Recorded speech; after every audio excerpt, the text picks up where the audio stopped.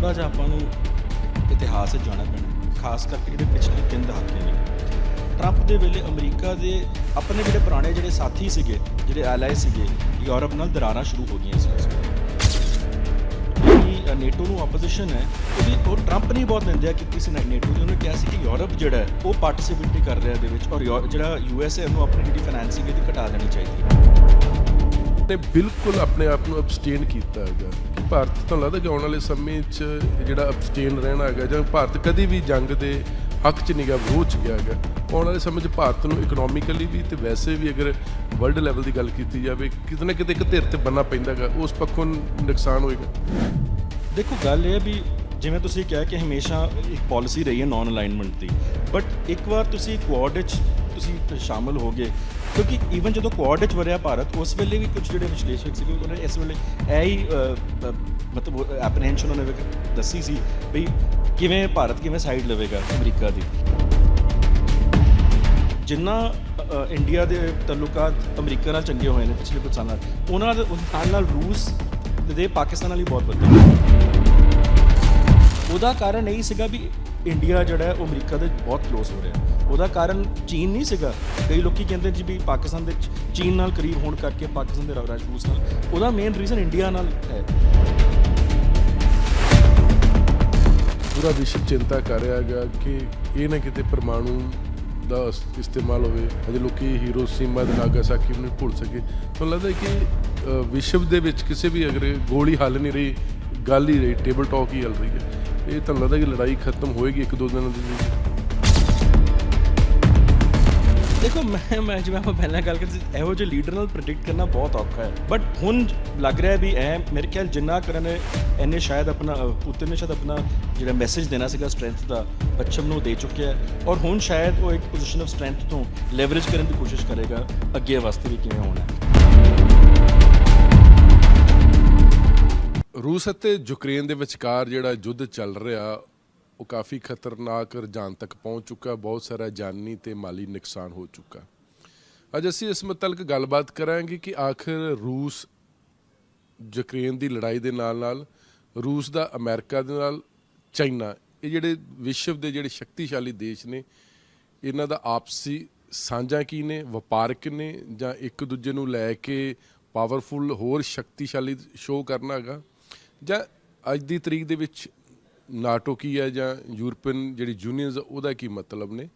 ਇਹ ਸਮਝਣ ਵਾਸਤੇ ਸਾਡੇ ਨਾਲ ਇਸ ਸਮੇਂ ਨੇ ਅੰਤਰਰਾਸ਼ਟਰੀ ਮੁੱਦਿਆਂ ਦੇ ਵਿਸ਼ਲੇਸ਼ਕ ਤੇ ਜਿਹੜੇ ਇਸ ਵੇਲੇ OP ਜਿੰਦਲ ਯੂਨੀਵਰਸਿਟੀ ਦੇ ਵਿੱਚ ਅਧਿਆਪਕ ਵੀ ਨੇ, ਤ੍ਰਿਦਵੇਸ਼ ਸਿੰਘ ਮੈਣੀ, ਉਹਨਾਂ ਦੇ ਨਾਲ ਗੱਲਬਾਤ ਕਰਾਂਗੇ। ਉਹਨਾਂ ਕੋਲ ਸਮਝਣ ਦਾ ਯਤਨ ਕਰਾਂਗੇ ਕਿ ਇੱਕ ਤੇ ਰੂਸ, ਅਮਰੀਕਾ, ਚਾਈਨਾ, ਫਿਰ ਉਸ ਤੋਂ ਬਾਅਦ ਇਹਦੇ ਆਰਥਿਕ ਅਸਰ ਕੀ ਪੈਣਗੇ ਵਿਸ਼ਵ ਵਿਆਪਕ ਤੌਰ 'ਤੇ, ਤੇ ਨਾਲ ਜਦੋਂ ਇਹ ਅਸਰ ਪਏਗਾ ਤਾਂ ਕੀ ਭਾਰਤ ਇਹਨਾਂ ਅਸਰਾਂ ਤੋਂ ਮੁਕਤ ਰਹੇਗਾ, ਭਾਰਤ 'ਤੇ ਕੋਈ ਪ੍ਰਭਾਵ ਨਹੀਂ ਪੈ ਰਿਹਾ। ਇਹ ਸਾਰੇ ਪੱਖ ਸਮਝਣ ਦੇ ਯਤਨ ਕਰਾਂਗੇ। ਮੈਣੀ ਸਾਹਿਬ ਬਹੁਤ ਬਹੁਤ ਸਵਾਗਤ ਹੈ। ਬਹੁਤ ਬਹੁਤ ਧੰਨਵਾਦ ਜੀ ਤੁਹਾਡਾ, ਬਹੁਤ ਬਹੁਤ ਤੁਸੀਂ ਮੈਨੂੰ ਮੌਕਾ ਦਿੱਤਾ। ਮੈਣੀ ਸਾਹਿਬ, ਇਹ ਜਿਹੜਾ ਲੜਾਈ ਤੇ ਬਹੁਤ ਸਾਰੇ ਕਹਿ ਰਹੇ ਕਿ ਰੂਸ ਯੂਕਰੇਨ ਨਾਟੋ ਦਾ ਮੈਂਬਰ ਬਣਨਾ ਚਾਹੁੰਦੇ ਸੀ, ਲੇਕਿਨ ਇੱਕ ਪਾਸੇ ਅਮਰੀਕਾ ਵੀ ਖੜਾ, ਦੂਜੇ ਪਾਸੇ ਚਾਈਨਾ ਵੀ ਖੜਾ। ਇਹ ਸੀ 3 ਰੂਸ, ਅਮਰੀਕਾ, ਚਾਈਨਾ, ਇਹਨਾਂ ਦੇ ਆਪਸੀ ਰਿਲੇਸ਼ਨ ਕੀ ਨੇ ਉਹ ਸਮਝਣੇ ਹੋਣੇ, ਜਾਂ ਇਹ ਲੜਾਈ ਨੂੰ ਲੈ ਕੇ ਜਿਹੜੀਆਂ ਵਿਸ਼ਵ ਯੁੱਧ ਦੀਆਂ ਗੱਲਾਂ ਕਰ ਰਹੇ ਨੇ, ਇਹ ਜਿਹੜੀ ਤਰਤੀਬ ਸਮਝਣਾ ਚਾਹੁੰਦੇ ਅਸੀਂ, ਜਾਂ ਵਰਲਡ ਵਾਰ ਦਾ ਜਿਹੜਾ ਮੀਨਿੰਗ ਆ ਉਹ ਸਮਝਣਾ ਚਾਹੁੰਦੇ ਕਿ ਅਸਲੀ ਜੜ ਕੀ ਆ। ਤੇ ਆਪਾਂ ਨਾ ਥੋੜ੍ਹਾ ਜਿਹਾ ਆਪਾਂ ਨੂੰ ਇਤਿਹਾਸ 'ਚ ਜਾਣਾ ਪੈਣਾ, ਖਾਸ ਕਰਕੇ ਜਿਹੜੇ ਪਿਛਲੇ 3 ਦਹਾਕੇ ਨੇ। 1990 ਦੇ ਕਰੀਬ ਫ੍ਰਾਂਸਿਸ ਫੂਕੂਯਾਮਾ ਹੈਗੇ ਨੇ ਪੋਲੀਟੀਕਲ ਸਾਇੰਟਿਸਟ, ਉਹਨਾਂ ਨੇ ਲਿਖਿਆ ਸੀ, ਉਹਨਾਂ ਨੇ ਕਿਤਾਬ ਲਿਖੀ ਸੀ ਦੀ ਐਂਡ ਆਫ ਹਿਸਟਰੀ। ਤੇ ਉਹਦੇ ਵਿੱਚ ਉਹਨਾਂ ਨੇ ਗੱਲ ਕੀਤੀ ਹੈ ਬਈ ਜਿਹੜੀ ਜਿੱਦਾਂ ਡੈਮੋਕ੍ਰੇਸੀ ਹੈ, ਫ੍ਰੀ ਮਾਰਕੀਟ ਹੈ, ਇਹ ਜਿਹੜੀਆਂ ਵੈਲਿਊਜ਼ ਨੇ ਇਹ ਹਾਵੀ ਹੋ ਗਈਆਂ ਨੇ। ਬੇਸਿਕਲੀ ਜਿਹੜਾ ਡਿਕਟੇਟਰਸ਼ਿਪ ਔਰ ਕਮਿਊਨਿਜ਼ਮ ਹੈ ਉਹਦਾ ਅੰਤ ਹੋ ਗਿਆ ਮਤਲਬ, ਠੀਕ ਹੈ। ਸੋ ਇਹੀ ਜੇ ਇੱਕ ਦਹਾਕੇ ਵਾਸਤੇ 1991 ਤੋਂ ਲੈ ਕੇ 2001 ਤੱਕ ਇਹ ਗੱਲ ਸਹੀ ਸੀ ਕਾਫੀ ਹੱਦ ਤੱਕ। ਜਿਹੜੇ ਜਦੋਂ ਆਪਾਂ ਡੈਮੋਕਰੇਟਾਈਜੇਸ਼ਨ ਦੀ ਗੱਲ ਕਰਦੇ ਹਾਂ, ਕਾਫੀ ਜਿਹੜੇ ਮੁਲਕ ਸੀਗੇ ਉਹ ਡੈਮੋਕਰੇਟਾਈਜੇਸ਼ਨ ਵੱਲ ਤੁਰੇ। ਜੇ ਆਪਾਂ ਵਪਾਰ ਦੇਖੀਏ ਗਲੋਬਲੀ, ਵਿਸ਼ਵ ਪੱਧਰ 'ਤੇ ਵਪਾਰ ਵੇਖੀਏ, ਜੇ ਆਪਾਂ ਆਉਣਾ ਜਾਣਾ ਲੋਕਾਂ ਦਾ ਕਾਫੀ ਵਧਿਆ। 2001 ਤੋਂ ਬਾਅਦ ਜਦੋਂ 9/11 ਹੋਇਆ ਉਸ ਤੋਂ ਬਾਅਦ ਜਿਹੜਾ ਰਿਵਰਸਲ ਹੈ ਗਲੋਬਲਾਈਜੇਸ਼ਨ ਦਾ ਸ਼ੁਰੂ ਹੋ ਜਾਂਦਾ ਹੈ। ਔਰ ਜਿਹੜੀ ਆਪਾਂ ਅੱਜ ਗੱਲ ਕਰ ਰਹੇ ਹਾਂ ਵੀ ਵੈਸਟ ਦਾ ਜਿਹੜਾ ਡਿਕਲਾਈਨ ਹੈ, ਯੂਐਸ ਦਾ ਡਿਕਲਾਈਨ ਹੈ ਸਪੈਸੀਫਿਕਲੀ, ਉਹ 2001 ਤੋਂ ਬਾਅਦ ਹੌਲੀ ਹੌਲੀ ਦਾ ਸ਼ੁਰੂ ਹੋ ਗਿਆ ਸੀ। ਕਿਉਂਕਿ ਤੁਸੀਂ 9/11 ਤੋਂ ਬਾਅਦ ਜੇ ਆਪਾਂ ਸਰਵੇ ਦੇਖੀਏ, ਕਈ ਗਲੋਬਲ ਜਿਹੜੇ ਸੀਗੇ ਉਹਨਾਂ ਵਿੱਚ ਯੂਰਪ, ਖਾਸ ਕਰਕੇ ਯੂਰਪ ਔਰ ਯੂਐਸ ਦੇ ਵਿੱਚ ਦਰਾਰਾਂ ਸ਼ੁਰੂ ਹੋ ਗਈਆਂ ਸੀ ਜਦੋਂ ਯੂਐਸ ਨੇ ਆਪਣਾ ਅਫਗਾਨਿਸਤਾਨ ਉੱਤੇ ਜਦੋਂ ਹਮਲਾ, ਇਰਾਕ ਉੱਤੇ ਹਮਲਾ ਜਦੋਂ ਕੀਤਾ, ਉਸ ਤੋਂ ਬਾਅਦ ਦਰਾਰਾਂ ਕਾਫੀ ਸਟਾਰਟ ਹੋ ਗਈਆਂ ਕਿਉਂਕਿ ਯੂਕੇ ਨੇ ਸਪੋਰਟ ਕੀਤਾ ਸੀ ਬਟ ਯੂਰਪ ਨੇ ਅਪੋਜ਼। ਹੁਣ ਆਪਾਂ ਆ ਜਾਈਏ 2008 ਤੋਂ ਬਾਅਦ, ਫਿਰ ਡੋਨਲਡ ਟਰੰਪ ਆਇਆ। ਡੋਨਲਡ ਟਰੰਪ ਦੇ ਆਉਣ ਤੋਂ ਬਾਅਦ ਵੀ ਜਿਹੜਾ ਵੈਸਟਰਨ ਡੈਮੋਕ੍ਰੇਸੀਜ਼ ਹੈ, ਜਿਹੜੀਆਂ ਆਪਾਂ ਜਿਹਨੂੰ ਜਮਹੂਰੀਅਤ ਕਹਿੰਦੇ ਆ, ਉਹਨਾਂ ਦਾ ਨੇਚਰ ਵੀ ਬਦਲ ਗਿਆ। ਜਿਹੜੇ ਪਹਿਲਾਂ ਹੁੰਦਾ ਸੀ ਜੀ ਵੀ ਜਿਹੜੇ ਡੈਮੋਕ੍ਰੈਟਿਕ ਲੀਡਰਸ ਨੇ ਉਹ ਇੱਕ ਟਾਈਪ ਦੇ ਹੁੰਦੇ ਨੇ। ਹੁਣ ਟਰੰਪ ਦੇ ਜਿਹੜੇ ਤਲਕਾਤ ਸੀ ਉਹ ਅਥਾਰਟੇਰੀਅਨ ਲੀਡਰਸ ਨਾਲ ਕਾਫੀ ਚੰਗੇ ਸੀਗੇ, ਇਵਨ ਪੁਤਿਨ ਨਾਲ ਇਨਫੈਕਟ ਚੰਗੇ ਸੀਗੇ। ਸੋ ਉਹ ਵੀ ਹੌਲੀ ਜਿਹੜਾ ਪਹਿਲਾਂ ਦਾ ਨੈਰੇਟਿਵ ਚੱਲ ਰਿਹਾ ਸੀ ਉਹਨੂੰ ਚੁਣੌਤੀ ਪੈ ਗਈ ਕਾਫੀ ਜ਼ਿਆਦਾ।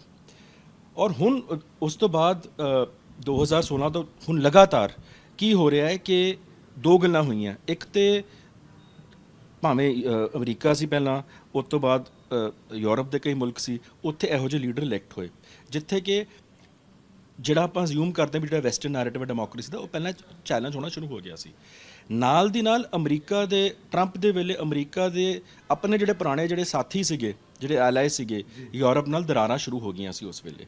ਹੁਣ ਆ ਜੀ ਆਪਾਂ ਅੱਜ ਦੀ ਜਿਹੜੀ ਗੱਲ ਹੈ, ਜਿਹੜੀ ਨੇਟੋ ਨੂੰ ਆਪੋਜੀਸ਼ਨ ਹੈ ਉਹ ਟਰੰਪ ਨੇ ਬਹੁਤ ਨਿੰਦਿਆ ਕੀਤੀ ਸੀ ਨੇਟੋ ਦੀ। ਉਹਨੇ ਕਿਹਾ ਸੀ ਕਿ ਯੂਰਪ ਜਿਹੜਾ ਹੈ ਉਹ ਪਾਰਟਿਸਿਪੇਟ ਨਹੀਂ ਕਰ ਰਿਹਾ ਇਹਦੇ ਵਿੱਚ, ਔਰ ਜਿਹੜਾ ਯੂਐਸ ਹੈ ਉਹਨੂੰ ਆਪਣੀ ਜਿਹੜੀ ਫਾਈਨੈਂਸਿੰਗ ਇਹਦੀ ਘਟਾ ਦੇਣੀ ਚਾਹੀਦੀ ਹੈ। ਸੋ ਇਹ ਗੱਲਾਂ ਈਵਨ ਯੂਐਸ ਵਿੱਚ ਚੱਲਦੀਆਂ।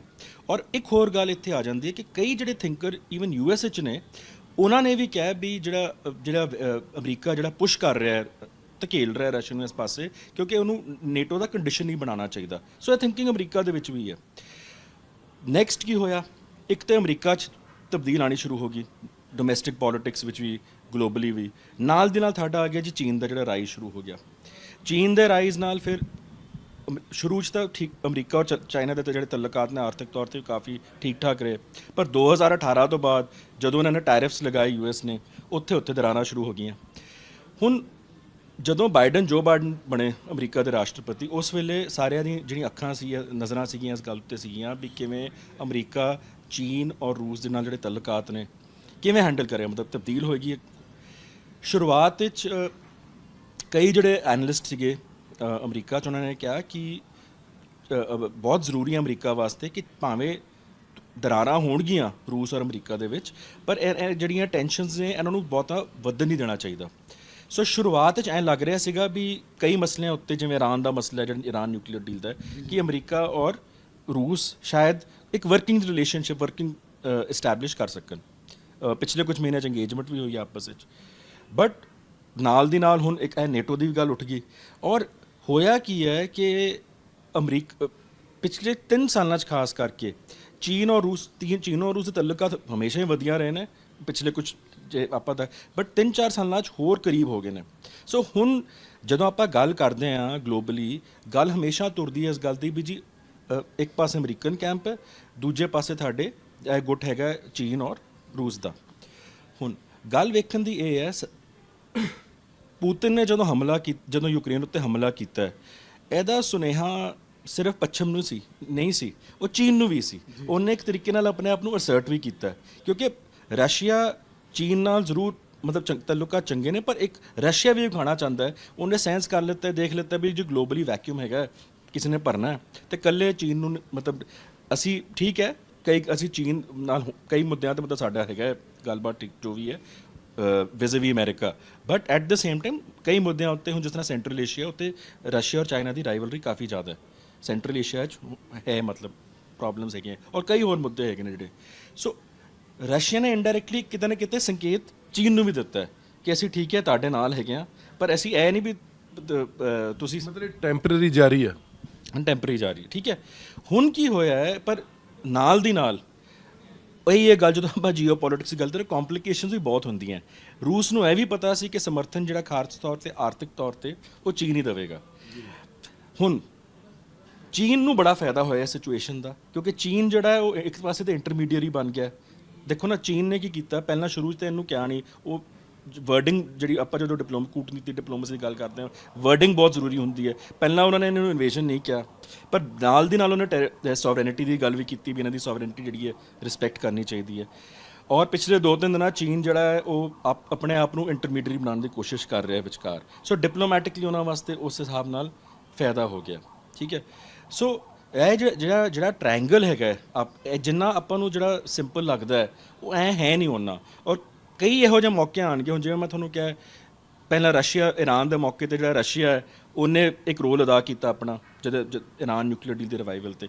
ਸਿਮਿਲਰਲੀ ਹੁਣ ਜਿਹੜਾ ਯੂਕਰੇਨ ਦਾ ਕਿਉਂਕਿ ਚੀਨ ਨੂੰ ਵੀ ਪਤਾ ਹੈ ਚੀਨ ਗਲੋਬਲੀ ਬਹੁਤ ਇੰਟੀਗ੍ਰੇਟ ਹੋ ਗਿਆ ਆਰਥਿਕ ਤੌਰ 'ਤੇ, ਕਿ ਆਪਾਂ ਹੁਣੇ ਗੱਲ ਕਰਾਂਗੇ। ਜੇ ਆਪਾਂ ਜਿਹੜਾ ਵਪਾਰ ਦੇ ਜਿਹੜੇ ਆંકੜੇ ਵੇਖੀਏ ਚੀਨ ਦੇ ਪੱਛਮੀ ਮੁਲਕਾਂ ਨਾਲ, ਖਾਸ ਕਰਕੇ EU ਨਾਲ ਔਰ US ਨਾਲ, ਉਹ ਰੂਸ ਨਾਲੋਂ ਕਿਤੇ ਜ਼ਿਆਦਾ ਨੇ।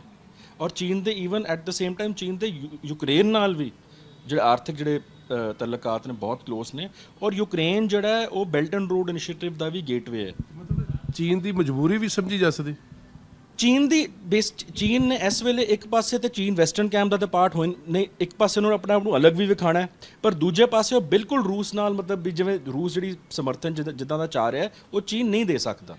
ਜਿਵੇਂ ਆਪਾਂ ਜਦੋਂ ਗੱਲ ਹੁੰਦੀ ਹੈ ਨਾ, ਅਸੀਂ ਚਾਈਨਾ ਰਸ਼ੀਆ ਐਕਸਿਸ ਦੀ ਗੱਲ ਕਰਦੇ ਹਾਂ, ਠੀਕ ਹੈ। ਮੋਸਟਲੀ ਕਈ ਮੁੱਦਿਆਂ ਉੱਤੇ ਜਦੋਂ ਅਮਰੀਕਾ ਦੀ ਗੱਲ ਹੁੰਦੀ ਤਾਂ ਇਕੱਠੇ ਨੇ, ਪਰ ਕਈ ਮੁੱਦਿਆਂ ਉੱਤੇ ਡਿਫਰੈਂਸਿਸ ਵੀ ਹੈਗੇ ਨੇ। ਔਰ ਇੱਕ ਗੱਲ ਸਮਝਣ ਵਾਲੀ ਹੈ ਕਿ ਜਿੰਨੇ ਤੁਸੀਂ ਜ਼ਿਆਦਾ ਗਲੋਬਲੀ ਇਕਨੋਮਿਕਲੀ ਤੁਸੀਂ ਇੰਟੀਗ੍ਰੇਟ ਹੋ ਜਾਓ ਜਿਵੇਂ ਚੀਨ ਹੋਇਆ ਹੈ ਇੰਟਰਨੈਸ਼ਨਲ ਸਿਸਟਮਸ ਨਾਲ, ਉਹਨਾਂ ਤੁਹਾਨੂੰ ਫਿਰ ਔਖਾ ਵੀ ਹੋ ਜਾਂਦਾ ਡਿਸਰਪਟ। ਤੁਸੀਂ ਉਹਨਾਂ ਡਿਸਰਪਸ਼ਨਸ ਨੂੰ ਕੁਝ ਹੱਦ ਤੱਕ ਆਪਣੇ ਵਾਸਤੇ ਯੂਜ਼ ਕਰ ਸਕਦੇ ਹੋ, ਪਰ ਜ਼ਿਆਦਾ ਤੁਸੀਂ ਨਹੀਂ, ਕਿਉਂਕਿ ਤੁਸੀਂ ਸਟੇਕ ਹੋਲਡਰ ਬਣ ਗਏ ਇੰਟਰਨੈਸ਼ਨਲ ਸਿਸਟਮ। ਕਿੰਨਾ ਕੀ ਅਗਰ ਆਪਾਂ ਇਕਨੋਮਿਕਲੀ ਸਮਝਣਾ ਹੋਵੇ ਕਿੰਨਾ ਕੀ ਇੱਥੇ ਇਹਨਾਂ ਦਾ ਚਾਈਨਾ ਦਾ ਸਟੇਕ ਲੱਗਾ ਹੋ ਗਿਆ, ਸਿਰਫ ਅਗਰ ਇਕਨੋਮਿਕਲੀ ਕਨਸੈਪਟ ਦੇ ਤੌਰ ਤੇ ਜਾਂ ਕੰਡੀਸ਼ਨ ਦੇ ਤੌਰ ਤੇ ਦੇਖਿਆ ਜਾਵੇ? ਦੇਖੋ ਜੀ, ਜੇ ਵਪਾਰ ਦੀ ਗੱਲ ਕਰੀਏ ਤੇ ਚੀਨ ਦਾ ਜਿਹੜਾ ਰੂਸ ਨਾਲ ਵਪਾਰ ਹੈ ਉਹ ਕਰੀਬ $150 ਬਿਲੀਅਨ ਦੇ ਕਰੀਬ ਸੀਗਾ 2021 ਚ। ਪਿਛਲੇ ਮਤਲਬ 2021 ਚ 2020 ਨਾਲੋਂ ਜ਼ਿਆਦਾ ਸੀਗਾ।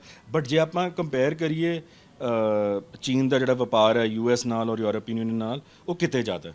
ਇੱਕ ਤਾਂ ਗੱਲ ਇਹ ਆ ਜਾਂਦੀ ਹੈ ਜਿਹੜੀ ਅਸੀਂ ਗੱਲ ਕਰਦੇ ਹਾਂ ਇੰਟੀਗ੍ਰੇਟ ਜਿਹੜੀ ਗਲੋਬਲ ਸਿਸਟਮ ਦੀ ਗੱਲ ਕਰਦੇ ਹਾਂ। ਹੁਣ ਪਿਛਲੇ ਕੁਝ ਮਹੀਨਿਆਂ 'ਚ ਕਾਫੀ ਕੋਸ਼ਿਸ਼ਾਂ ਹੋ ਰਹੀਆਂ, ਮਤਲਬ ਆਈ ਗੈਸ ਇਹਨਾਂ ਨੇ ਰਿਅਲਾਈਜ਼ ਕਰ ਲਿੱਤਾ ਸੀ ਵੀ ਕੁਝ ਹੋਣ ਵਾਲਾ ਹੈ, ਤਾਂ ਕਰਕੇ ਇਹਨਾਂ ਨੇ ਐਨਰਜੀ ਦੀ ਵੀ ਐਗਰੀਮੈਂਟ ਸਾਈਨ ਕਰ ਦਿੱਤੀ ਸੀ। ਜਦੋਂ ਪੁਤਿਨ ਗਿਆ ਸੀਗਾ ਚੀਨ ਫਰਵਰੀ ਦੀ ਸ਼ੁਰੂਆਤ ਵਿੱਚ, ਉਸ ਵੇਲੇ ਨੇ ਐਗਰੀਮੈਂਟ ਸਾਈਨ ਕੀਤੀ ਸੀ ਐਨਰਜੀ ਦੀ, ਔਰ ਕਈ ਹੋਰ ਏਰੀਆਜ਼ ਵਿੱਚ ਉਹਨਾਂ ਨੇ ਐਗਰੀਮੈਂਟ ਸਾਈਨ ਕੀਤੀ ਸੀ। ਬਟ ਚੀਨ ਦੀ ਜਿਹੜੀ ਇਕਨੋਮਿਕ ਰਿਲੇਸ਼ਨਸ਼ਿਪਸ ਨੇ ਉਹ ਬਹੁਤ ਮਤਲਬ ਕਿਤੇ ਜ਼ਿਆਦਾ, ਕਿਉਂਕਿ ਸਪਰੈਡ ਆਊਟ ਕੰਪਰੈਂਸਿਵ ਨੇ। ਜਦੋਂ ਕਿ ਰਸ਼ੀਆ ਜਿਹੜਾ ਹੈ ਪਿਛਲੇ ਕੁਝ ਸਾਲਾਂ 'ਚ ਗਲੋਬਲ ਸਿਸਟਮ ਤੋਂ ਉਹਨੇ ਆਪਣੇ ਆਪ ਨੂੰ ਕਾਫੀ ਹੌਲੀ ਡਿਸਐਸੋਸੀਏਟ ਕਰਨਾ ਸ਼ੁਰੂ ਕਰਤਾ। ਪਰ ਇੱਥੇ ਮੈਂ ਲਿਆਉਣਾ ਚਾਹਾਂਗਾ ਗੱਲ ਕਿ ਜੇ ਆਪਾਂ ਗੱਲ ਕਰੀਏ ਈਵਨ ਰੂਸ ਦੀ, ਉੱਥੇ ਵੀ ਪਿਛਲੇ 2-3 ਦਿਨਾਂ 'ਚ ਕਾਫੀ ਵੱਡੇ ਜਿਹੜੇ ਕੋਆਪਰੇਟਸ ਨੇ, ਜਿਹੜੇ ਕੋਆਪਰੇਟ ਮੈਗਨੇਟਸ ਜਿਹੜੇ ਕਲੋਜ਼ ਨੇ ਪੁਟਿਨ ਦੇ, ਉਹ ਵੀ ਦਬਾਅ ਪਾ ਰਹੇ ਨੇ ਵੀ ਹੁਣ ਜਿਹੜੇ ਟੈਨਸ਼ਨਸ ਇਹਨਾਂ ਨੂੰ ਦਰਾਰਾਂ ਮਤਲਬ ਜਿਹੜੀਆਂ ਟੈਨਸ਼ਨਸ ਨੇ ਘਟਾਇਆ ਜਾਵੇ ਔਰ ਸੀਜ਼ ਫਾਇਰ ਵੱਲ ਮਤਲਬ ਗੱਲ ਕਾਫੀ ਚੱਲ ਰਹੀ ਹੈ। ਚਾਈਨਾ ਆਪਾਂ ਕਹਿ ਸਕਦੇ ਕਿ ਅੱਧੇ ਕੀ ਮਨ ਦੇ ਨਾਲ ਸਪੋਰਟ ਕਰ ਰਿਹਾ ਹੈਗਾ, ਪਰ ਭਾਰਤ ਨੇ ਬਿਲਕੁਲ ਆਪਣੇ ਆਪ ਨੂੰ ਅਬਸਟੇਨ ਕੀਤਾ ਹੈਗਾ। ਕਿ ਭਾਰਤ ਤੁਹਾਨੂੰ ਲੱਗਦਾ ਕਿ ਆਉਣ ਵਾਲੇ ਸਮੇਂ 'ਚ ਜਿਹੜਾ ਅਬਸਟੇਨ ਰਹਿਣਾ ਹੈਗਾ, ਜਾਂ ਭਾਰਤ ਕਦੀ ਵੀ ਜੰਗ ਦੇ ਹੱਕ 'ਚ ਨਹੀਂ ਗਿਆ, ਵਿਰੋਧ 'ਚ ਗਿਆ ਹੈਗਾ, ਆਉਣ ਵਾਲੇ ਸਮੇਂ 'ਚ ਭਾਰਤ ਨੂੰ ਇਕਨੋਮਿਕਲੀ ਵੀ ਤੇ ਵੈਸੇ ਵੀ ਅਗਰ ਵਰਲਡ ਲੈਵਲ ਦੀ ਗੱਲ ਕੀਤੀ ਜਾਵੇ ਕਿਤੇ ਨਾ ਕਿਤੇ ਇੱਕ ਧਿਰ ਤੇ ਬੰਨਣਾ ਪੈਂਦਾ ਹੈਗਾ, ਉਸ ਪੱਖੋਂ ਨੁਕਸਾਨ ਹੋਏਗਾ? ਦੇਖੋ ਗੱਲ ਇਹ ਹੈ ਵੀ ਜਿਵੇਂ ਤੁਸੀਂ ਕਿਹਾ ਕਿ ਹਮੇਸ਼ਾ ਇੱਕ ਪਾਲਿਸੀ ਰਹੀ ਹੈ ਨਾਨ ਅਲਾਈਨਮੈਂਟ ਦੀ, ਬਟ ਇੱਕ ਵਾਰ ਤੁਸੀਂ ਕੁਆਡ 'ਚ ਤੁਸੀਂ ਸ਼ਾਮਲ ਹੋ ਗਏ, ਕਿਉਂਕਿ ਈਵਨ ਜਦੋਂ ਕੁਆਡ 'ਚ ਵਰਿਆ ਭਾਰਤ, ਉਸ ਵੇਲੇ ਵੀ ਕੁਝ ਜਿਹੜੇ ਵਿਸ਼ਲੇਸ਼ਕ ਸੀਗੇ ਉਹਨਾਂ ਨੇ ਇਸ ਵੇਲੇ ਇਹ ਹੀ ਮਤਲਬ ਐਪਰੀਹੈਂਸ਼ਨ ਉਹਨਾਂ ਨੇ ਦੱਸੀ ਸੀ ਵੀ ਭਾਰਤ ਕਿਵੇਂ ਸਾਈਡ ਲਵੇਗਾ ਅਮਰੀਕਾ ਦੀ। ਸੋ ਪ੍ਰੋਬਲਮ ਹੁਣ ਮਸਲਾ ਇਹ ਹੈ ਵੀ ਜਾਂ ਤਾਂ ਤੁਸੀਂ ਅਮਰੀਕਾ ਨਾਲ ਪਿਛਲੇ ਮਤਲਬ ਜਿਹੜੇ 2-3 ਸਾਲ, ਖਾਸ ਕਰਕੇ 2-3 ਸਾਲਾਂ 'ਚ ਜਿਹੜੇ ਤੁਹਾਡੇ ਤਾਲੁਕਾਤ ਵਧੇ ਨੇ, ਮਤਲਬ ਉਹਦਾ ਤੁਸੀਂ ਕਿਵੇਂ ਐਕਸਪਲੇਨ ਕਰੋਗੇ ਉਹਨੂੰ? ਮਤਲਬ ਬੈਲੈਂਸਿੰਗ ਤਾਂ ਹੁੰਦੀ ਹੈ ਫੋਰਨ ਪਾਲਿਸੀ 'ਚ, ਕਿਉਂਕਿ ਇੱਕ ਨਾ ਗੱਲ ਵੇਖਣ ਵਾਲੀ ਇਹ ਹੈ ਜੇ ਆਪਾਂ ਖਿੱਤੇ ਵੱਲ ਆ ਜਾਈਏ ਇਸ ਖਿੱਤੇ ਦੇ, ਕਿਉਂਕਿ ਤੁਸੀਂ ਜਿੰਨਾ ਇੰਡੀਆ ਦੇ ਤਾਲੁਕਾਤ ਅਮਰੀਕਾ ਨਾਲ ਚੰਗੇ ਹੋਏ ਨੇ ਪਿਛਲੇ ਕੁਝ ਸਾਲਾਂ 'ਚ, ਉਹਨਾਂ ਦੇ ਨਾਲ ਰੂਸ ਦੇ ਪਾਕਿਸਤਾਨ ਨਾਲ ਹੀ ਬਹੁਤ ਵੱਧੇ ਨੇ। ਇਨਫੈਕਟ ਪਾਕਿਸਤਾਨ ਜਿਹੜੇ ਪ੍ਰਧਾਨ ਜਿਹੜੇ ਹੈਗੇ ਨੇ ਪ੍ਰਾਈਮ ਮਿਨਿਸਟਰ ਇਮਰਾਨ ਖਾਨ, ਉਹ ਇੱਥੇ ਸੀਗੇ ਮੇਰੇ ਖਿਆਲ 23 ਤਰੀਕ ਨੂੰ ਗਏ ਸੀ ਔਰ 24 ਨੂੰ ਸ਼ਾਇਦ ਪੁਤਿਨ ਨੇ ਆਰਡਰ ਕੀਤਾ ਸੀਗਾ ਵੀ ਇੱਦਾਂ, ਔਰ ਇਹਨਾਂ ਨੇ ਡਿਸਕਸ਼ਨਸ ਵੀ ਕਾਫੀ ਕੀਤੀਆਂ, ਅਫਗਾਨਿਸਤਾਨ ਉੱਤੇ ਵੀ ਕੀਤੀਆਂ ਡਿਸਕਸ਼ਨਸ। ਰਸ਼ੀਆ ਨੇ ਕੁਝ ਸਾਲ ਪਹਿਲਾਂ ਐਮਬਾਰਗੋ ਵੀ ਹਟਾਤਾ ਸੀ ਡਿਫੈਂਸ, ਉਹਦਾ ਕਾਰਨ ਇਹੀ ਸੀਗਾ ਵੀ ਇੰਡੀਆ ਜਿਹੜਾ ਹੈ ਉਹ ਅਮਰੀਕਾ ਦੇ ਬਹੁਤ ਕਲੋਜ਼ ਹੋ ਰਿਹਾ। ਉਹਦਾ ਕਾਰਨ ਚੀਨ ਨਹੀਂ ਸੀਗਾ। ਕਈ ਲੋਕੀ ਕਹਿੰਦੇ ਜੀ ਵੀ ਪਾਕਿਸਤਾਨ ਦੇ ਚੀਨ ਨਾਲ ਕਰੀਬ ਹੋਣ ਕਰਕੇ ਪਾਕਿਸਤਾਨ ਦੇ ਰੂਸ ਨਾਲ, ਉਹਦਾ ਮੇਨ ਰੀਜ਼ਨ ਇੰਡੀਆ ਨਾਲ ਹੈ। ਹੁਣ ਸਵਾਲ ਇਹ ਹੈ ਵੀ ਤੁਸੀਂ ਵਿਦੇਸ਼ ਨੀਤੀ 'ਚ ਕੁਝ, ਮੈਂ ਜਿਵੇਂ ਕਿਹਾ ਕਿ ਕੰਪਲੈਕਸਿਟੀਜ਼ ਬਹੁਤ ਨੇ, ਪਰ ਤੁਸੀਂ ਮਤਲਬ ਤੁਸੀਂ ਹੁਣ ਕਿਤੇ ਨਾ ਕਿਤੇ ਟੈਂਜੀਬਲਸ ਵੀ ਹੁੰਦੇ ਨੇ। ਹੁਣ ਵੇਖਣ ਵਾਲੀ ਗੱਲ ਹੈ ਵੀ ਇੱਕ ਤਾਂ ਅਮਰੀਕਾ ਨਾਲ ਕੀ ਅਸਰ, ਅਮਰੀਕਾ ਨੇ ਹਾਲੇ ਤੱਕ ਤਾਂ ਕਿਹਾ ਕਿ ਉਹ ਸਮਝਦਾ ਹੈ ਵੀ ਹਰ ਮੁਲਕ ਦੀਆਂ ਆਪਣੀਆਂ ਮਜਬੂਰੀਆਂ ਹੁੰਦੀਆਂ, ਬਟ ਜਿਹੜਾ ਮੈਂ ਕਹਿ ਰਿਹਾ ਜਿਹੜੀ ਗੱਲ ਕਿ ਮੇਨ ਤਾਂ ਜਿਹੜਾ ਇੰਪੈਕਟ ਉਹਦਾ ਪਿਆ ਕਿ ਤੁਸੀਂ ਅਮਰੀਕਾ ਦੇ ਕਰੀਬ ਹੋਏ, ਮਤਲਬ ਇੰਡੋ ਪੈਸੀਫਿਕ ਵਗੈਰਾ ਔਰ ਜਿਹੜਾ ਫ੍ਰੀ ਐਂਡ ਓਪਨ, ਔਰ ਨਾਲ ਦੀ ਨਾਲ ਪਾਕਿਸਤਾਨ ਜਿਹੜਾ ਰੂਸ ਦੇ ਸੋ ਹੁਣ ਉਹ ਈਵਨ ਜਿਹੜਾ ਖਿੱਤਾ ਹੈ ਉਹਦੀ ਜੀਓਪੋਲਿਟਿਕਸ ਦੇ ਹਿਸਾਬ ਨਾਲ ਵੀ ਕਾਫੀ ਹੁਣ ਇੱਕ ਕੰਪਲੈਕਸ ਹੋ ਗਿਆ ਕੰਮ। ਔਰ ਤੁਸੀਂ ਵਾਕਈ ਮਤਲਬ ਇਹ ਸਵਾਲ ਉੱਠਦਾ ਹੁਣ ਕੀ ਮਤਲਬ ਕਿਵੇਂ ਇਸ ਸਿਚੁਏਸ਼ਨ ਨੂੰ ਭਾਰਤ ਮਤਲਬ ਨੈਵੀਗੇਟ ਕਰੇਗਾ, ਔਰ ਕੀ ਹੁਣ ਜਿਹੜੀ ਜਿੱਦਾਂ ਤੁਸੀਂ ਅਬਸਟੇਨ ਕੀਤਾ ਹੈ ਵੋਟ ਤੋਂ, ਕਿ ਉਹਦੇ ਨਾਲ ਸਾਊਥ ਏਸ਼ੀਆ ਜਿਹੜਾ ਦੱਖਣ ਏਸ਼ੀਆ ਦਾ ਵੀ ਜਿਹੜਾ ਡਾਇਨਾਮਿਕ ਹੈਗਾ ਉਹ ਵੀ ਥੋੜਾ ਬਦਲੇਗਾ, ਮਤਲਬ ਰੂਸ ਫੇਰ ਤੋਂ ਝੁਕੇਗਾ ਮਤਲਬ ਇੰਡੀਆ ਵੱਲ। ਇਹ ਮਤਲਬ ਇਹ ਵੇਖਣ ਵਾਲੀ ਗੱਲ ਹੈ, ਕਿਉਂਕਿ ਜਿਹੜਾ ਬਰੋਡਲੀ ਆਪਾਂ ਵੇਖੀਏ ਗਲੋਬਲ ਆਰਡਰ ਵਿੱਚ ਉਹ ਔਖਾ ਲੱਗਦਾ, ਕਿਉਂਕਿ ਹੁਣ ਇੰਡੀਆ ਅਮਰੀਕਨ ਜਿੱਦਾਂ ਕਹਿੰਦੇ ਅਮਰੀਕਨ ਕੈਂਪ 'ਚ ਆ ਗਿਆ ਜ਼ਿਆਦਾ। ਈਵਨ ਆਫਟਰ ਜੇ ਅਬਸਟੇਨ ਹੋ ਵੀ ਕੀਤਾ ਵੀ ਹੈ ਰੂਸ, ਚੀਨ ਔਰ ਇਹਨਾਂ ਦੇ ਪਰਸਪੈਕਟਿਵ ਤੋਂ, ਤੇ ਉਸ ਲੜਾਈ ਦਾ ਅੰਤ ਤੇ ਹੋਏਗਾ, ਚਾਹੇ ਬਹੁਤ ਜ਼ਿਆਦਾ ਆਰਥਿਕ ਨੁਕਸਾਨ ਹੋ ਜਾਏ ਜਾਂ ਕੈਜੂਅਲਟੀ ਹੋ ਰਹੀਆਂ ਨੇ। ਇੱਕ ਤਾਂ ਵਿਸ਼ਵ ਪੱਧਰ ਤੇ, ਔਰ ਇੱਕ ਅਗਰ ਅਸੀਂ ਆਪਾਂ ਸਿਰਫ ਇੰਡੀਆ ਦੇ ਧਿਆਨ ਵਿੱਚ ਰੱਖ ਕੇ ਗੱਲ ਕੀਤੀ ਜਾਵੇ, ਆਰਥਿਕ ਕਿੰਨਾ ਕੀ ਨੁਕਸਾਨ ਆਉਣ ਵਾਲੇ ਸਮੇਂ 'ਚ ਇਹ ਤਾਂ ਹੋ ਹੀ ਗਿਆ ਗਾ, ਕਿਉਂਕਿ ਉਸ ਤੋਂ ਬਾਅਦ ਪਤਾ ਲੱਗਦਾ ਕਿੰਨਾ ਹੋਇਆ। ਕਰੰਟ ਦਾ ਨਹੀਂ ਪਤਾ ਲੱਗਦਾ, ਉਸ ਤੋਂ ਬਾਅਦ ਜਦੋਂ ਕਈ ਤਰ੍ਹਾਂ ਦੀਆਂ ਤੁਹਾਨੂੰ ਕੰਪਲੀਕੇਸ਼ਨ ਦਾ ਸਾਹਮਣਾ ਕਰਨਾ ਪੈਂਦਾ। ਨਹੀਂ, ਇਹਦੇ 'ਚ ਚੁਣੌਤੀਆਂ ਜਿਵੇਂ ਆਪਾਂ ਗੱਲ ਕੀਤੀ ਸੀ ਪਹਿਲਾਂ ਵੀ ਕਰ ਰਹੇ ਸੀ, ਉਹਨੇ ਕਮੋਡਿਟੀਜ਼ ਉੱਤੇ ਅਸਰ ਪਏਗਾ, ਤੇਲ ਉੱਤੇ ਤਾਂ ਪਏਗਾ ਹੀ ਪਏਗਾ, ਕਿਉਂਕਿ ਇਹ ਤੇ ਡੇਲੀ ਜਿਹੜੀਆਂ ਨੀਡ। ਅੱਛਾ ਹੁਣ ਪਰ ਇੱਥੇ ਕੁਝ ਨਾ ਕੁਝ ਜੇ ਆਪਾਂ ਦੇਖੀਏ ਤਰੀਕੇ ਨਾਲ, ਇੱਥੇ ਕੁਝ ਭਾਰਤ ਨੂੰ ਔਰ ਇਸ ਖਿੱਤੇ ਨੂੰ ਵੈਸੇ ਫਾਇਦੇ ਵੀ ਹੋ ਸਕਦੇ ਨੇ, ਕਿਉਂਕਿ ਜਿਹੜਾ ਜੇ ਆਪਾਂ ਕਣਕ ਦੀ ਸਪਲਾਈ ਵੇਖੀਏ ਗਲੋਬਲ, ਤਾਂ ਰੂਸ ਔਰ ਯੂਕਰੇਨ ਨੂੰ ਮਿਲਾ ਕੇ ਉਹ ਕਰੀਬ 25 ਤੋਂ 28% ਜਿਹੜੀ ਕਣਕ ਹੈ ਗਲੋਬਲੀ ਸਪਲਾਈ ਕਰਦੇ ਨੇ, ਜੇ ਆਪਾਂ ਦੋਵਾਂ ਨੂੰ ਮਿਲਾ ਦਈਏ। ਹੁਣ ਗੱਲ ਵੀ ਤੁਰ ਪਈ ਹੈ ਵੀ ਕਈ ਜਿਹੜੇ ਮੁਲਕ ਨੇ, ਕਈ ਜਿਹੜੇ ਖਿੱਤੇ ਨੇ ਜਿੱਦਾਂ ਸਾਊਥ ਈਸਟ ਏਸ਼ੀਆ ਹੈ, ਮਿਡਲ ਈਸਟ ਹੈ, ਉਹ ਡਿਮਾਂਡ ਵੀ ਕਰ ਰਹੇ ਨੇ ਵੀ, ਕਿਉਂਕਿ ਉੱਥੇ ਇੱਕਦਮ ਘਾਟਾ ਪੈ ਗਿਆ। ਸੋ ਇਹ ਗੱਲ ਵੀ ਤੁਰ ਪਈ ਵੀ ਇੰਡੀਆ ਤੋਂ ਕਈ ਜਿਹੜੇ ਸਪਲਾਇਰਸ ਨੇ ਵੀਟ ਦੇ ਫੋਰ ਇੰਸਟੈਂਸ ਐਗਰੀਮੈਂਟਸ 'ਚ ਹੈਗੇ ਨੇ। ਸੋ ਕੁਝ ਇਹੋ ਜਿਹੀਆਂ ਮਤਲਬ ਜਿੱਥੇ ਚੁਣੌਤੀਆਂ ਜ਼ਿਆਦਾ ਹੋਣਗੀਆਂ, ਔਰ ਗੱਲ ਪਤਾ ਕੀ ਹੁੰਦੀ ਹੈ ਜੀ, ਗੱਲ ਇਹ ਹੈ ਵੀ ਜਿਵੇਂ ਇੱਕ ਡਿਸਰਪਸ਼ਨ ਹੋਏ ਜਦੋਂ, ਉਹ ਜਿਹੜਾ ਪਰਸੈਪਸ਼ਨ ਔਰ ਪੈਨਿਕ ਹੈ ਜਿਹੜਾ, ਉਹ ਸਭ ਤੋਂ ਵੱਡੀ ਗੱਲ ਹੈ, ਕਿਉਂਕਿ ਅਲਟੀਮੇਟਲੀ ਤੇ ਮਹੀਨੇ 2 ਮਹੀਨੇ ਬਾਅਦ ਅਸਲੀ ਪਤਾ ਲੱਗੇਗਾ ਵੀ ਕੀ ਅਸਰ ਕੀ ਪੈਣ ਵਾਲਾ ਹੈ, ਠੀਕ ਹੈ। ਔਰ ਫਿਰ ਇਹ ਵੀ ਪਤਾ ਚੱਲੇਗਾ ਵੀ ਜਿਹੜੀ ਜਿਵੇਂ ਆਪਾਂ ਗੱਲ ਗੁੱਟਾਂ ਦੀ ਜਦੋਂ ਜੀਓਪੋਲਿਟੀਕਲ ਕਰਦੇ ਹਾਂ, ਉਸ ਹਿਸਾਬ ਨਾਲ ਇਕਨੋਮਿਕਲੀ ਵੀ ਕੁਛ ਨਾ ਕੁਛ ਕਿਤੇ ਨਾ ਕਿਤੇ ਤੋਂ ਕੋਈ ਕੈਂਪਸ ਬਣਨਗੇ ਲੋਕਾਂ ਨੂੰ, ਈਵਨ ਜਿਹੜੇ ਜ਼ਿਆਦਾ ਡਿਪੈਂਡੈਂਟ ਸੀ ਰੂਸ ਉੱਤੇ, ਔਰ ਹੁਣ ਕੁਛ ਉਹਨਾਂ ਨੇ ਤਬਦੀਲ ਲਿਆਈ ਆਪਣੀ ਵਿਦੇਸ਼ ਨੀਤੀ 'ਚ, ਸੋ ਉਸ ਹਿਸਾਬ ਨਾਲ ਮਹੀਨੇ ਬਾਅਦ ਪਤਾ ਚੱਲੇ। ਪਰ ਬਰੋਡਲੀ ਤੇਲ, ਕਮੋਡਿਟੀਜ਼ ਜਿਹੜੀਆਂ ਡੇਲੀ ਨੀਡਸ ਕਹਿੰਦੇ ਆ, ਉਹਨਾਂ ਉੱਤੇ ਡੈਫੀਨਿਟਲੀ ਇਹਦਾ ਅਸਰ ਪੈਣ ਵਾਲਾ ਕਾਫੀ ਜ਼ਿਆਦਾ। ਔਰ ਜਿਵੇਂ ਕਿ ਆਲਰੇਡੀ ਤੁਸੀਂ ਦੇਖੋ ਹੁਣ ਵਿਚਕਾਰ ਜਿਹੜੀ ਗੋਲਡ ਹੈ ਉਹਦੀ, ਕਿਉਂਕਿ ਸਭ ਤੋਂ ਉਹਨੂੰ ਸੇਫ ਮੰਨਿਆ ਜਾਂਦਾ, ਗੋਲਡ ਜਿਹੜੀ ਬਾਇੰਗ ਕਾਫੀ ਵੱਧੀ ਸੀਗੀ, ਪਰ ਇੱਕ ਰਾਹਤ ਮਿਲ ਸਕਦੀ ਹੈ ਜੇ ਜਿਹੜੀ ਇਰਾਨ ਨਿਊਕਲੀਅਰ ਡੀਲ ਹੈ ਜਿਹੜੀ ਜੇ ਇਹ ਰਿਵਾਈਵ ਹੋ ਜਾਂਦੀ ਹੈ, ਤੇ ਫਿਰ ਤੇਲ ਉੱਤੇ ਜਿਹੜੀ ਇੱਥੋਂ ਜਿਹੜੀ ਪ੍ਰੋਬਲਮ ਘਾਟ ਜਿਹੜੀ ਆ ਸਕਦੀ ਉਹ ਆਫਸੈਟ ਹੋ ਸਕਦੀ ਹੈ। ਔਰ ਦੂਜੀ ਇੱਕ ਹੋਰ ਗੱਲ ਹੈ, ਈਵਨ ਜਿਹੜੇ ਜਿਵੇਂ ਖਲੀਜ ਦੇ ਜਿਹੜੇ ਮੁਲਕ ਜਿਵੇਂ ਕਤਰ ਹੈ, ਉਹਨਾਂ ਨੂੰ ਵੀ ਪਹਿਲਾਂ ਕਿਹਾ ਗਿਆ ਸੀ ਵੀ ਜਿਹੜੇ ਕਤਰ ਦੇ ਜੇ ਅਮੀਰ ਨੇ ਉਹ ਪਿਛਲੇ ਮਹੀਨੇ ਗਏ ਸੀ ਅਮਰੀਕਾ, ਉੱਥੇ ਗੱਲ ਹੋਈ ਸੀ ਵੀ ਜੇ ਇਹੋ ਜਿਹਾ ਕੋਈ ਕ੍ਰਾਈਸਿਸ ਹੁੰਦਾ ਹੈ ਤਾਂ ਕਤਰ ਸਪਲਾਈ ਕਰੇਗਾ। ਤੇ ਸੋ ਆਲਟਰਨੇਟਿਵਸ ਜਿਸ ਤਰ੍ਹਾਂ ਤੁਹਾਨੂੰ ਲੱਗਦਾ ਕਿ ਜਿਸ ਆਪਣੇ ਚਾਈਨਾ ਦੇ ਨਾਲ ਸੰਬੰਧ ਏਡੇ ਵਧੀਆ ਨਹੀਂ ਹੈਗਾ, ਚਾਈਨਾ ਦਾ ਰੂਸ ਦੇ ਨਾਲ ਖੜਨਾ ਗਾ, ਇਸੇ ਕਰਕੇ ਸ਼ਾਇਦ ਇੰਡੀਆ ਨੇ ਅਬਸਟੇਨ ਰੱਖਿਆ ਆਪਣੇ ਆਪ ਨੂੰ। ਨਹੀਂ, ਆਈ ਥਿੰਕ ਚੀਨ ਦਾ ਵੀ ਫੈਕਟਰ ਹੈਗਾ, ਪਰ ਮੇਰੇ ਖਿਆਲ ਨਾਲ ਇਸ ਵਿੱਚ ਆਪਣੀ ਜਿਹੜੀ ਆਪਣੇ ਜਿਹੜੇ ਇੱਕ ਤਾਂ ਨੌਨ ਅਲਾਈਨਮੈਂਟ ਦੀ ਜਿਹੜੀ ਗੱਲ ਕਰਦੇ ਆ, ਦੂਜੀ ਜਿਹੜੀ ਗੱਲ ਇਹ ਹੈ ਵੀ ਚਲੋ ਇਹ ਸੋਚਿਆ ਹੋਏਗਾ ਵੀ ਮੰਨ ਲਓ ਜਿਹੜੀ ਸੇਫਟੀ ਹੈ, ਹੁਣ ਜਿਹੜੇ ਸਟੂਡੈਂਟਸ ਉੱਤੋਂ ਹੋ ਰਹੇ ਨੇ, ਕੁਝ ਜਿਹੜੀ ਲੌਜਿਸਟੀਕਲ ਗੱਲਾਂ ਉਹਨਾਂ ਕਰਕੇ ਵੀ ਹੋਇਆ। ਸੋ ਲੌਂਗ ਟਰਮ ਵੀ ਪਾਲਿਸੀ ਇੰਟਰਸਟ ਨੇ, ਲੌਜਿਸਟੀਕਲ ਵੀ ਨੇ, ਪਰ ਇਹਨਾਂ ਨਾਲ ਇਹ ਪ੍ਰੋਬਲਮ ਜ਼ਰੂਰ ਹੋਏਗੀ, ਖਾਸ ਕਰਕੇ ਜਿਹੜਾ ਵੈਸਟਰਨ ਕੈਂਪ ਹੈ, ਕਿਉਂਕਿ ਕੁਆਡ ਜਿਹੜੇ ਦੂਜੇ ਮੁਲਕ ਨੇ ਉਹਨਾਂ ਨੇ ਬੜਾ ਕਲੀਅਰ ਸਟੈਂਡ ਲਿੱਤਾ ਹੈ। ਔਰ ਕੁਆਡ ਜੇ ਆਪਾਂ ਕੱਲ ਦੇਖੀਏ ਵੀ ਜਿਹੜੀ ਮੀਟਿੰਗ ਹੋਈ ਹੈ ਕੁਆਡ ਦੀ, ਉੱਥੇ ਦੂਜੇ ਮੁਲਕਾਂ ਨੇ ਤਾਂ ਬੜਾ ਔਰ ਇਨਡਾਇਰੈਕਟ ਹੈ ਕਿਹਾ ਵੀ ਤੁਸੀਂ ਪਾਸਾ ਨਹੀਂ ਲਿੱਤਾ, ਸਾਈਡ ਨਹੀਂ ਲਿੱਤੀ, ਠੀਕ ਹੈ। ਸੋ ਉਹ ਪ੍ਰੋਬਲਮ ਡੈਫੀਨਿਟਲੀ ਹੋ ਸਕਦੀ ਹੈ। ਆਪਾਂ ਆਖਰੀ ਕਰੀਏ ਕਿਉਂਕਿ ਪੰਜਾਬ ਦੇ ਬੱਚੇ ਬਹੁਤ ਜ਼ਿਆਦਾ ਪੜ੍ਹ ਰਹੇ ਹੈਗੇ ਨੇ, ਇੰਡੀਆ ਦੇ ਵੀ ਬਹੁਤ ਜ਼ਿਆਦਾ ਬੱਚੇ ਮੈਡੀਕਲ ਦੀ ਐਜੂਕੇਸ਼ਨ ਪੜ੍ਹ ਰਹੇ, ਪਰ ਜਿਹੜਾ ਬਹੁਤ ਸਾਰੇ ਇਦਾਂ ਦੇ ਜਿਹੜੇ ਕਹਿ ਸਕਦੇ ਕਿ ਸਮਾਜ ਦੀ ਸੇਵਾ ਕਰਨ ਵਾਲੇ, ਉਹ ਚਾਹੇ ਸ਼ਾਂਤੀ ਦੇ ਦੂਤ ਕਹਿ ਲਓ, ਉੱਥੇ ਜਾ ਕੇ ਵੀ ਜਿਹੜੇ ਪੀੜਤ ਨੇ ਉਹਨਾਂ ਨੂੰ ਲੰਗਰ ਛਕਾ ਰਹੇ ਨੇ। ਅਗਰ ਬਾਬੇ ਨਾਨਕ ਦਾ ਫਲਸਫਾ ਚੱਲ ਰਿਹਾ, ਲੰਗਰ ਪ੍ਰਥਾ ਚੱਲ ਰਹੀ ਹੈਗੀ, ਉਹਨੂੰ ਵਰਲਡ ਵਾਈਡ, ਕਿਉਂਕਿ ਸਾਡੇ ਜਿਹੜਾ ਚਾਹੇ ਖਾਲਸਾ ਏਡ ਵਾਲੇ ਹੋਣ ਜਾਂ ਹੋਰ ਲੋਕ ਹੋਣ, ਜਿੱਥੇ ਵੀ ਵਿਸ਼ਵ ਦੇ ਕਿਸੇ ਵੀ ਕੋਨੇ 'ਚ ਪ੍ਰੋਕਸੀ ਵਾਰ ਜਾਂ ਯੁੱਧ ਹੋ ਰਿਹਾ ਹੈਗਾ, ਉਹ ਪਲਾਂ 'ਚ ਪਹੁੰਚ ਜਾਂਦੇ ਹੈਗੇ। ਉਹਨੂੰ ਇੱਕ ਵਰਲਡ ਵਾਈਡ ਅਗਰ ਸਿੱਖ ਕਨਸੈਪਟ ਨੂੰ, ਫਲਸਫੇ ਨੂੰ ਦੇਖੀਏ ਤਾਂ ਉਹ ਕਿਵੇਂ ਪਰਿਭਾਸ਼ਿਤ ਕੀਤਾ ਜਾ ਰਿਹਾ ਪੂਰੇ ਵਰਲਡ ਦੇ ਵਿੱਚ। ਨਹੀਂ, ਬਿਲਕੁਲ ਠੀਕ ਗੱਲ ਹੈ। ਔਰ ਤੁਸੀਂ ਸਹੀ ਕਿਹਾ, ਜਿਹੜਾ ਸਰਬੱਤ ਦਾ ਭਲੇ ਦਾ ਜਿਹੜਾ ਪੈਗਾਮ ਹੈ, ਸਹੀ ਮਾਇਨੇ 'ਚ ਮਤਲਬ ਉਹਨੂੰ ਅੱਗੇ।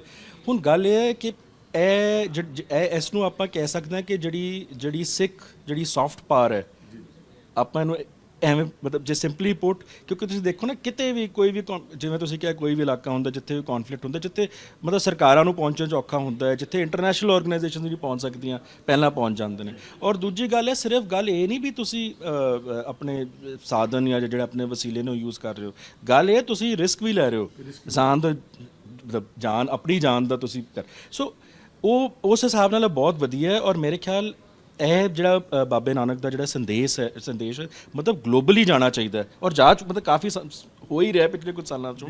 ਸੋ ਆਈ ਥਿੰਕ ਇਹ ਜਿਹੜਾ ਮਾਡਲ ਹੈ ਔਰ ਜਿਹੜੀ ਸਿੱਖ ਸੌਫਟ ਪਾਵਰ ਹੈ, ਡੈਫੀਨਿਟਲੀ ਇਹ ਵੱਧਦੀ ਹੈ। ਔਰ ਮੇਰੇ ਖਿਆਲ ਇਹੋ ਜਿਹੇ ਜਦੋਂ ਇਹੋ ਜਿਹੇ ਤੁਸੀਂ ਜਿਵੇਂ ਕਿਹਾ ਬਹੁਤ ਨੇਕ ਕੰਮ ਕਰਦੇ ਤਾਂ ਹੋਰ ਮਤਲਬ ਇੰਟਰਨੈਸ਼ਨਲ ਲੈਵਲ 'ਤੇ ਹੋਰ ਜਿਹੜੀ ਸਿੱਖ ਸੌਫਟ ਪਾਵਰ ਹੈ, ਉਹ ਹੋਰ ਉਹਨੂੰ ਮਤਲਬ ਸਟਰੈਂਥ ਮਿਲਦੀ ਹੈ। ਇੱਕ ਤਾਂ ਇਹ ਗੱਲ ਹੈ।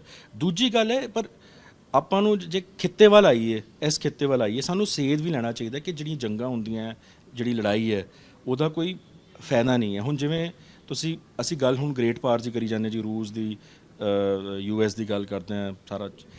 ਜੇ ਹੁਣ ਇਸ ਵੇਲੇ ਜੇ ਅਸੀਂ ਗੁਆਂਢ ਦੀ ਗੱਲ ਕਰੀਏ, ਦੱਖਣ ਏਸ਼ੀਆ ਦੀ ਗੱਲ ਕਰੀਏ, ਦੱਖਣ ਏਸ਼ੀਆ ਵਿੱਚ ਵੀ ਕਈ ਜਿਹੜੇ ਹੁਣ ਪਾਕਿਸਤਾਨ ਦੀ ਆਪਾਂ ਜੇ ਗੱਲ ਕਰ ਲਈਏ, ਕਈ ਇਹੋ ਜਿਹੇ ਹੈਗੇ ਨੇ ਲੋਕ ਬਿਜ਼ਨਸ ਜਿਹੜਾ ਕਿ ਚਾਹੁੰਦੇ ਨੇ ਕਿ ਇੰਡੀਆ ਨਾਲ ਤਾਲੁਕਾਤ ਵਧੀਆ ਹੋਣ ਔਰ ਚਾਈਨਾ ਉੱਤੇ ਜਿਹੜੀ ਡਿਪੈਂਡੈਂਸ ਹੈ ਘਟੇ। ਇੱਕ ਤਾਂ ਇਹ ਗੱਲ ਹੈ, ਇਹ ਹੈ ਇਹੋ ਜਿਹੀ ਲੌਬੀ। ਬਟ ਜਦੋਂ ਤੱਕ ਤੁਸੀਂ ਵਪਾਰ ਨਹੀਂ ਜਦੋਂ ਤੱਕ ਦੋਵੇਂ ਵਾਘਾ ਔਰ ਅਟਾਰੀ ਤੋਂ ਵਪਾਰ ਨਹੀਂ ਖੁੱਲ੍ਹਦਾ, ਕਿਵੇਂ ਮਤਲਬ ਫਾਇਦਾ ਹੋ ਸਕਦਾ? ਔਰ ਐਜ਼ ਇਟ ਇਜ਼ 2019 ਤੋਂ ਜਿਹੜਾ ਬੰਦ ਹੈ, ਉਹਦੇ ਨਾਲ ਖਾਸ ਕਰਕੇ ਜਿਹੜੇ ਸਾਡੇ ਬਾਰਡਰ ਡਿਸਟ੍ਰਿਕਟਸ ਨੇ ਪੰਜਾਬ ਦੇ, ਉਹਨਾਂ ਨੂੰ ਬਹੁਤ ਜ਼ਿਆਦਾ ਨੁਕਸਾਨ ਹੋਇਆ। ਇਸ ਕਰਕੇ ਸਭ ਤੋਂ ਪਹਿਲਾਂ ਸਟੈਪ ਸਾਨੂੰ ਹੁਣ ਉਹਦੇ 'ਚ ਤਾਂ ਇਹ ਹੈ ਕਿ ਜੇ ਕਰਾਚੀ ਤੇ ਬੰਬੇ ਦਾ ਵਪਾਰ ਹੋ ਸਕਦਾ, ਲਾਹੌਰ ਦਾ ਤੇ ਦਿੱਲੀ ਦਾ ਕਿਉਂ ਨਹੀਂ ਹੋ ਸਕਦਾ? ਬਿਲਕੁਲ ਨਹੀਂ, ਜਿਹੜੀ ਗੱਲ ਚੱਲਦੀ ਹੈ ਵੀ ਕਈ ਲੌਬੀਜ਼ ਨੇ। ਤੁਸੀਂ ਇੱਕ ਹੋਰ ਮੈਂ ਤੁਹਾਨੂੰ ਗੱਲ ਦੱਸਦਾ, ਵੈਸੇ ਵੀ ਜੇ ਮੰਨ ਲਓ, ਜੇ ਤੁਸੀਂ ਇਹ ਕਹਿੰਦੇ ਜੀ ਇੰਡੀਆ ਪਾਕਿਸਤਾਨ ਦਾ ਵਪਾਰ ਰੋਕਣਾ ਹੈ, ਕਈ ਲੋਕੀ ਕਹਿੰਦੇ ਨੈਸ਼ਨਲ ਸਿਕਿਉਰਿਟੀ, ਪਰ ਫਿਰ ਇਨਡਾਇਰੈਕਟ ਟ੍ਰੇਡ ਤੁਸੀਂ ਸਿੰਗਾਪੁਰ ਦੁਬਈ ਤੋਂ ਹੋ ਰਿਹਾ, 9-9 ਬਿਲੀਅਨ 10-10 ਬਿਲੀਅਨ ਡਾਲਰ ਦਾ ਟ੍ਰੇਡ ਉੱਥੋਂ ਵੀ ਹੋ ਰਿਹਾ। ਸੋ ਅੱਛਾ, ਵੈਸੇ ਵੀ ਹੁਣ ਪਿਛਲੇ ਕੁਝ ਦਿਨਾਂ 'ਚ ਬਹੁਤ ਮਤਲਬ ਵਧੀਆ ਕੰਮ ਹੋਏ। ਹੁਣ ਜਿਵੇਂ ਜਿਹੜਾ ਕਰਤਾਰਪੁਰ ਸਾਹਿਬ ਦਾ ਜਿਹੜਾ ਲਾਂਘਾ ਨਵੰਬਰ 'ਚ ਖੁੱਲ੍ਹਿਆ, ਸੋ ਇਹ ਸ਼ੁਰੂਆਤ ਹੋਣੀ ਚਾਹੀਦੀ ਹੈ। ਉੱਥੇ ਵੀ ਕਈ ਜਿਹੜੇ ਪਰਿਵਾਰ ਨੇ ਪੁਰਾਣੇ ਮਤਲਬ ਰੀਯੂਨਾਈਟ ਹੋਏ ਨੇ, ਜਿਹੜੇ ਸੈਪਰੇਟਡ ਸੀਗੇ ਪਹਿਲਾਂ। ਸੋ ਆਈ ਥਿੰਕ ਨੈਕਸਟ ਜਿਹੜਾ ਲੌਜੀਕਲ ਸਟੈਪ ਹੈ, ਇੱਥੇ ਵਪਾਰ ਖੁੱਲ੍ਹਣਾ ਚਾਹੀਦਾ। ਔਰ ਹਾਂ, ਕਈ ਲੋਕੀ ਇਹ ਕਹਿਣਗੇ ਬਈ ਜੀ ਪੰਜਾਬ ਕੋਈ ਬਹੁਤਾ ਫਾਇਦਾ ਹੈ ਨਹੀਂ, ਪਰ ਗੱਲ ਇਹ ਸਾਡਾ ਜਿਹੜਾ ਟੈਰਸ਼ਰੀ ਸੈਕਟਰ ਹੈ, ਸਾਡਾ ਇਨਫਰਾਸਟ੍ਰਕਚਰ ਹੈ, ਜਿਹੜੀ ਰੁਜ਼ਗਾਰੀ ਹੈ, ਬਹੁਤ ਉਹਨੂੰ ਫਾਇਦਾ ਮਤਲਬ ਫਾਇਦਾ ਹੁੰਦਾ। ਲਾਸਟ ਸਵਾਲ ਹੈ ਜੀ, ਰੂਸ ਔਰ ਯੂਕਰੇਨ ਦੀ ਪੂਰਾ ਵਿਸ਼ਵ ਚਿੰਤਾ ਕਰ ਰਿਹਾ ਹੈਗਾ ਕਿ ਇਹ ਨਾ ਕਿਤੇ ਪਰਮਾਣੂ ਦਾ ਇਸਤੇਮਾਲ ਹੋਵੇ। ਹਜੇ ਲੋਕੀ ਹੀਰੋਸ਼ੀਮਾ ਤੇ ਨਾਗਾਸਾਕੀ ਨੂੰ ਨਹੀਂ ਭੁੱਲ ਸਕੇ। ਤੁਹਾਨੂੰ ਲੱਗਦਾ ਕਿ ਵਿਸ਼ਵ ਦੇ ਵਿੱਚ ਕਿਸੇ ਵੀ ਅਗਰ ਗੋਲੀ ਹੱਲ ਨਹੀਂ ਰਹੀ, ਗੱਲ ਹੀ ਰਹੀ, ਟੇਬਲ ਟਾਕ ਹੀ ਹੱਲ ਰਹੀ ਹੈ, ਇਹ ਤੁਹਾਨੂੰ ਲੱਗਦਾ ਕਿ ਲੜਾਈ ਖਤਮ ਹੋਏਗੀ 1-2 ਦਿਨਾਂ ਦੇ ਵਿੱਚ? ਦੇਖੋ, ਮੈਂ ਜਿਵੇਂ ਆਪਾਂ ਪਹਿਲਾਂ ਗੱਲ ਕਰਦੇ, ਇਹੋ ਜਿਹੇ ਲੀਡਰ ਨਾਲ ਪ੍ਰੈਡਿਕਟ ਕਰਨਾ ਬਹੁਤ ਔਖਾ ਹੈ। ਬਟ ਹੁਣ ਲੱਗ ਰਿਹਾ ਵੀ ਮੇਰੇ ਖਿਆਲ ਜਿੰਨਾ ਕਰਨ ਇਹਨੇ ਸ਼ਾਇਦ ਪੁਤਿਨ ਨੇ ਸ਼ਾਇਦ ਆਪਣਾ ਜਿਹੜਾ ਮੈਸੇਜ ਦੇਣਾ ਸੀਗਾ ਸਟਰੈਂਥ ਦਾ, ਪੱਛਮ ਨੂੰ ਦੇ ਚੁੱਕਿਆ ਹੈ। ਔਰ ਹੁਣ ਸ਼ਾਇਦ ਉਹ ਇੱਕ ਪੋਜੀਸ਼ਨ ਆਫ ਸਟਰੈਂਥ ਤੋਂ ਲੈਵਰੇਜ ਕਰਨ ਦੀ ਕੋਸ਼ਿਸ਼ ਕਰੇਗਾ ਅੱਗੇ ਵਾਸਤੇ ਵੀ ਕਿਵੇਂ ਹੋਣਾ ਹੈ। ਪਰ ਮੈਂ ਇੱਥੇ ਹੋਰ ਵੀ ਐਡ ਕਰਨਾ ਚਾਹੁੰਦਾ ਗੱਲ ਕਿ ਜਿਹੜੀ ਬਹਿਸ ਹੈ ਉਹ ਇਹ ਹੈ ਬਈ ਜਿਹੜਾ ਅਮਰੀਕਾ ਦਾ, ਵੈਸਟ ਦਾ ਕਸੂਰ ਹੈ, ਨੇਟੋ। ਪਰ ਇੱਕ ਹੋਰ ਗੱਲ ਹੈ ਕਿ ਜਿਹੜਾ ਅਸੀਂ ਈਸਟ ਯੂਰਪ ਦੀ ਜਦੋਂ ਆਪਾਂ ਗੱਲ ਕਰਦੇ ਹਾਂ, ਉਹ ਵੀ ਜ਼ਿਆਦਾ ਠੀਕ ਹੈ, ਵੈਸਟਰਨ ਲੈਂਸ ਤੋਂ ਵੀ ਨਹੀਂ ਵੇਖਣਾ ਚਾਹੀਦਾ, ਪਰ ਉਹਨਾਂ ਦੀ ਆਪਣੀ ਵੌਇਸ ਵੀ ਦੇਖਣੀ ਚਾਹੀਦੀ ਹੈ। ਕਿਉਂਕਿ ਕਰਾ ਕੇ ਜੇ ਮੰਨ ਲਓ ਠੀਕ ਹੈ ਨੇਟੋ ਦੀ ਮੈਂਬਰਸ਼ਿਪ, ਜੇ ਮੰਨ ਲਓ ਅਮਰੀਕਾ ਆਪਣੇ ਫਾਇਦੇ ਵਾਸਤੇ ਉਹਨਾਂ ਨੂੰ ਨੇਟੋ, ਉਹ ਹੋਰ ਚੀਜ਼ ਹੈ, ਪਰ ਐਟ ਦ ਸੇਮ ਟਾਈਮ ਉਹਨਾਂ ਦੀ ਆਪਣੀ ਵੀ ਤਾਂ ਆਵਾਜ਼ ਹੋਣੀ ਚਾਹੀਦੀ ਹੈ। ਸੋ ਹੁੰਦਾ ਕੀ ਹੈ ਕਿ ਈਸਟਰਨ ਯੂਰਪ ਦੀ ਜਿਹੜੀ ਆਪਣੀ ਆਵਾਜ਼ ਹੈ, ਉਹ ਆਪਾਂ ਛੱਡਦੇ ਨੇ, ਅਸੀਂ ਰੂਸ ਜਾਂ US ਦੇ ਪਰਸਪੈਕਟਿਵ ਤੋਂ ਦੇਖਣਾ। ਸੋ ਇਹ ਵੀ ਬਹੁਤ ਜ਼ਰੂਰੀ ਹੈ। ਚਲੋ, ਬਹੁਤ ਮਿਹਰਬਾਨੀ, ਥੈਂਕ ਯੂ। ਬਿਲਕੁਲ, ਜਿੱਥੋਂ ਤੱਕ ਰੂਸ ਔਰ ਯੂਕਰੇਨ ਦਾ ਮਸਲਾ ਆ ਗਿਆ, ਕਾਫੀ ਕਹਿ ਸਕਦੇ ਕਿ ਉਹਦੇ ਨਾਲ ਵਿਸ਼ਵ ਪੱਧਰ ਤੇ ਵੀ ਲੋਕ ਬਹੁਤ ਚਾਹੁੰਦੇ ਕਿ ਜਿਹੜੀ ਲੜਾਈ ਹੈ ਇਹ ਤੁਰੰਤ ਬੰਦ ਹੋਣੀ ਚਾਹੀਦੀ ਹੈਗੀ, ਕਿਉਂਕਿ ਯੁੱਧ ਕਿਸੇ ਵੀ ਗੱਲ ਦਾ ਹੱਲ ਨਹੀਂ ਆ। ਹਮੇਸ਼ਾ ਜਿਹੜਾ ਜਿਹੜਾ ਹੱਲ ਆ ਉਹ ਗੋਲ ਹੀ ਨਹੀਂ ਰਿਹਾ ਹੈਗਾ। ਟਾਕ ਰਹੀ ਹੈ, ਗੱਲਬਾਤ ਦੇ ਨਾਲ ਹੀ ਮਸਲੇ ਸੁਲਝਦੇ ਨੇ, ਪਰ ਨਾਲ ਦੀ ਨਾਲ ਉਹ ਭਾਰਤ ਨੂੰ ਵੀ ਇਸ ਤੋਂ ਆਰਥਿਕ ਪੱਖੋਂ ਅਲੱਗ ਕਰਕੇ ਨਹੀਂ ਦੇਖਿਆ ਜਾ ਸਕਦਾ ਗਾ। ਇਹ ਵੀ ਆਉਣ ਵਾਲੇ ਸਮੇਂ 'ਚ ਜਿਹੜਾ ਸਮਾਂ ਤੈਅ ਕਰੇਗਾ ਕਿ ਆਖਰ ਜਿਹੜਾ ਭਾਰਤ ਨੇ ਆਪਣੇ ਆਪ ਨੂੰ ਦੋਨਾਂ ਮੁਲਕਾਂ ਤੋਂ ਅਲੱਗ ਕੀਤਾ ਉਹ ਕਿੰਨਾ ਫਾਇਦੇਮੰਦ ਰਹਿੰਦਾ। ਕੈਮਰਾ ਮਨਦੀਪ ਸਿੰਘ ਦੇ ਨਾਲ ਜਗਤਾਰ ਸਿੰਘ ਭੁੱਲਰ, ABC ਪੰਜਾਬ, ਚੰਡੀਗੜ੍ਹ।